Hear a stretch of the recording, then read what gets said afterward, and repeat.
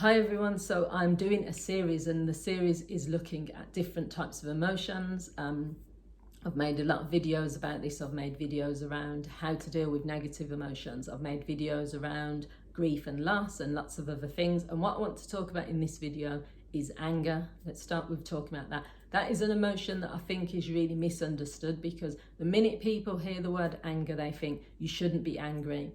They think, why is this person so angry all the time? And there's a difference between anger and rage, and there's also a difference between uncontrolled anger and anger, being angry in an appropriate way.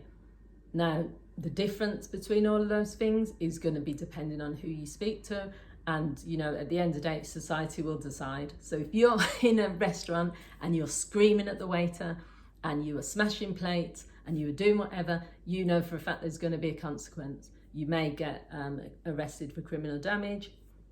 Maybe people in the restaurant are going to come along. Maybe the restaurant manager's going to come and try and restrain you, or there's loads of consequences. If you're sat in your house and you're getting angry and you smash a plate, or you kick a chair, the consequences are not going to be there in the same way, but you are still probably going to feel the same level of rage as you felt in the restaurant.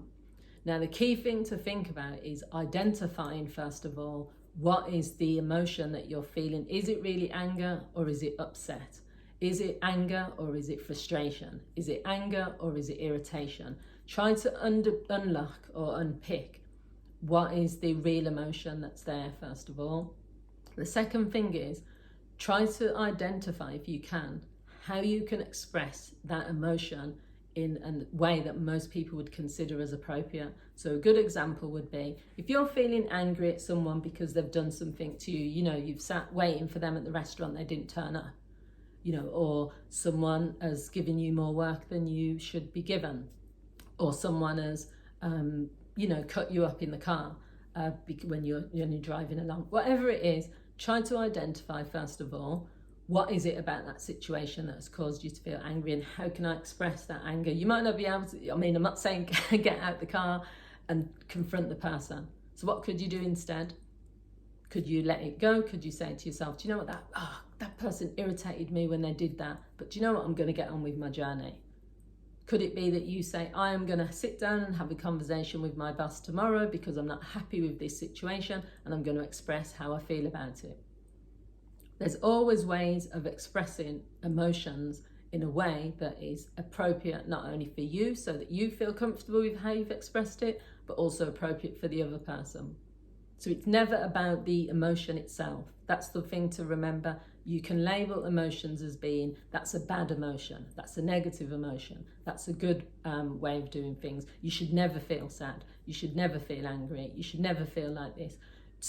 Most of that has come from your childhood messages. When you did feel angry, someone told you you're a bad boy.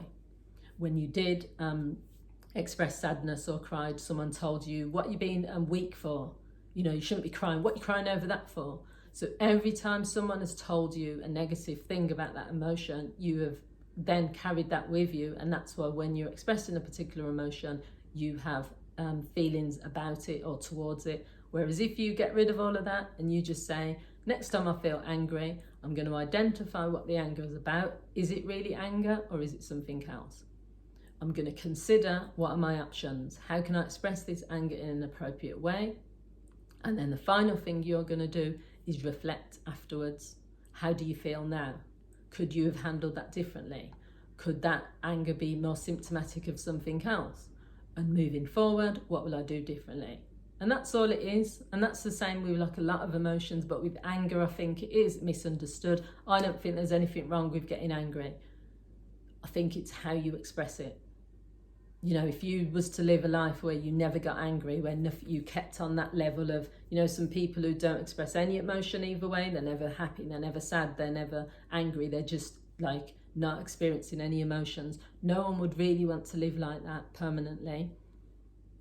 So it is all about looking at the emotion, identifying what it is, identifying what is causing it, and identifying how you can display it in an appropriate way. So thanks for watching, and I'll be looking at other types of emotions. I'm not going to go through, no one knows the range of emotions you can experience, but I'm going to look at the main emotions, and it is literally just exploring them in a different way. So thanks for watching. If you found this video useful, feel free to share it with other people. Feel free to leave your comments. Thanks for watching. See you all soon. Bye.